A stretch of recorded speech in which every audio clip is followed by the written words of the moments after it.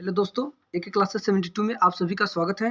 आज मैं आप सबके लिए भौतिक विज्ञान के चैप्टर 1 प्रकाश के परावर्तन से कुछ महत्वपूर्ण ऑब्जेक्टिव्स तथा कुछ सब्जेक्टिव प्रश्न लाया हूं।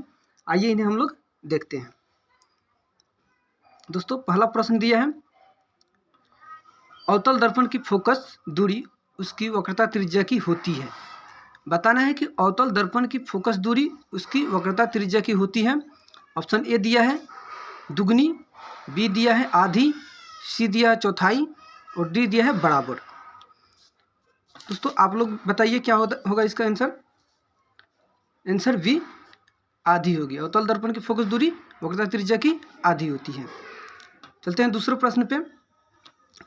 कह रहा है कहाँ पर स्थित होने से वस्तु का प्रतिबिंब अवतल दर्पण के फोकस पर बनता है। ऑप्शन ए दिया है फोकस पर, बी दिया है वक्रता केंद्र पर, सी दिया है ध्रुव पर, डी दिया है अनंत पर। कह रहा है प्रश्न कहाँ पर स्थित होने से वस्तु का प्रतिबिंब अवतल दर्पण के फोकस पर बनता है। इसका ऑप्शन डी सही हो जाएगा, अनंत पर। आते हैं दोस्तों अगले प्रश्न पे। कह रहा है प्रकाश के परावर्तन के कितने नियम हैं। जो तीसरा प्रश्न है दिया है प्रकाश के परावर्तन के कितने नियम हैं। ऑप्शन ए दिया है 3, बी दिया है 2, सी दिया है 1 और डी दिया है 4। आप लोग जानते हैं दोस्तों प्रकाश के परावर्तन के 2 नियम होते हैं। ऑप्शन बी सही होगा। फिर आते हैं हम लोग दोस्तों अगले प्रश्न पे। कह रहे प्रकाश की किरणें गमन करती हैं। प्रकाश की जो किरणें होती हैं गमन करती हैं, ये बताना है। ऑप्शन ए दिया है किसी भी दिशा में, बी दिया है टेढ़ी रेखा में, सी दिया है सीधी रेखा में और डी दिया है कोई नहीं। तो प्रकाश की किरणें सीधी रेखा में गमन करती है। ऑप्शन सी सही होगा दोस्तों। फिर आते हैं 5वें नंबर प्रश्न पे। दिया है दाढ़ी बनाने के लिए कौन सा दर्पण उपयुक्त है। दाढ़ी बनाने के लिए कौन सा दर्पण उपयुक्त है। ऑप्शन ए दिया है अवतल, बी दिया है उत्तल, सी दिया है समतल और डी दिया है कोई नहीं। दोस्तों आप लोग जानते होंगे कि अवतल दर्पण हजामती दर्पण के रूप में उपयोग होता है, इसलिए ऑप्शन ए सही होगा। दाढ़ी बनाने के लिए अवतल दर्पण का प्रयोग किया जाता है।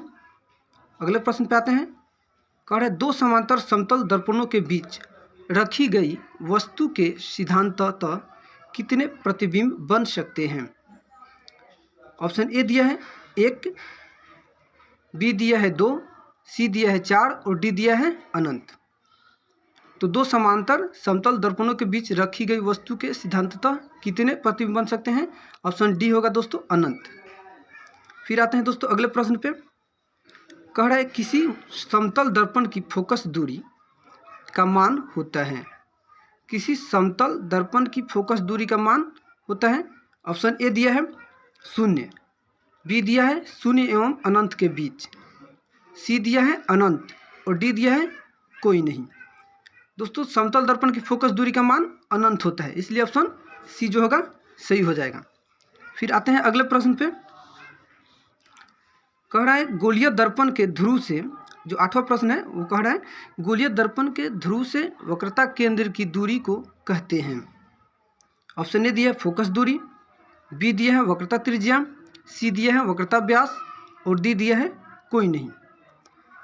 8 नंबर प्रश्न में कह रहा है गोलीय दर्पण के ध्रुव से वक्रता केंद्र की दूरी को कहते हैं। तो ऑप्शन बी जो होगा वक्रता त्रिज्या, ये सही होगा दोस्तों। फिर आते हैं अगले प्रश्न पे। कह रहा है एक गोलीय दर्पण की फोकस दूरी 12.5 सेंटीमीटर है, उसकी वक्रता त्रिज्या होगी। दोस्तों आप लोग जानते हैं F बराबर R/2, तो यहाँ पे वक्रता त्रिज्या R निकालना है, तो R बराबर क्या हो जाएगा दोस्तों 2F हो जाएगा। तो यहाँ पे R 2 गुने 12.5 हो जाएगा। तो ये हो जाएगा दोस्तों ऑप्शन नंबर ए दिया है 6.25, बी दिया है 12.5 और सी दिया है 25.0, फिर डी दिया है 50.0 सेंटीमीटर। तो ऑप्शन सी जो हो जाएगा दोस्तों ये करेक्ट हो जाएगा दोस्तों, सही हो जाएगा। फिर आते हैं दोस्तों अगले प्रश्न पे। 10वां प्रश्न कह रहा है किसी समतल दर्पण द्वारा आवर्धन होता है। किसी समतल दर्पण द्वारा आवर्धन होता है। ऑप्शन ए दिया है +1, बी दिया है -1, सी दिया है 0 और डी दिया है कोई नहीं। ऑप्शन ए हो जाएगा दोस्तों +1 सही हो जाएगा दोस्तों। फिर आते हैं अगले प्रश्न पे। कह रहे हैं निर्देशांक चिन्ह परिपाटी के अनुसार दर्पण सूत्र है। आप लोग जानते होंगे दोस्तों दर्पण सूत्र के बारे में। ऑप्शन ए दिया है 1/f बराबर 1/u माइनस 1/v। बी दिया है 1/f बराबर 1/v माइनस 1/u। सी दिया है 1/f बराबर 1/v प्लस 1/u। और डी दिया है कोई नहीं। तो ये ऑप्शन सी जो होगा दोस्तों करेक्ट हो जाएगा, सही हो जाएगा। आते हैं दोस्तों अगले प्रश्न पे। अगला प्रश्न दिया है गोलीय दर्पण के फोकसांतर एवं वक्रता त्रिज्या के बीच संबंध है। गोलीय दर्पण के फोकसांतर एवं वक्रता त्रिज्या के बीच संबंध है।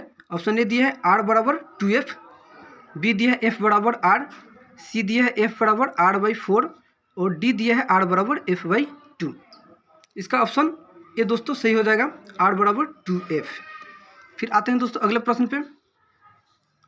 अगला प्रश्न दिया है यदि किसी दर्पण द्वारा बने प्रतिबिंब का आकार हमेशा वस्तु के आकार के बराबर हो तो दर्पण होगा। पहला ऑप्शन दिया है उत्तल, बी दिया है समतल या उत्तल, सी दिया है अवतल और डी दिया है समतल। तो दोस्तों जब यदि किसी दर्पण द्वारा बने प्रतिबिंब का आकार हमेशा वस्तु के आकार के बराबर हो तो वो दर्पण कैसा होगा, समतल होगा दोस्तों। ऑप्शन डी क्या होगा, सही हो जाएगा। अब आते हैं दोस्तों अगले प्रश्न पे।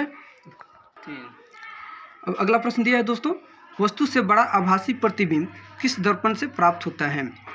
वस्तु से बड़ा आभासी प्रतिबिंब किस दर्पण से प्राप्त होता है। ऑप्शन ए दिया है उत्तल दर्पण से, बी दिया है अवतल दर्पण से, सी दिया है समतल दर्पण से और डी दिया है कोई नहीं।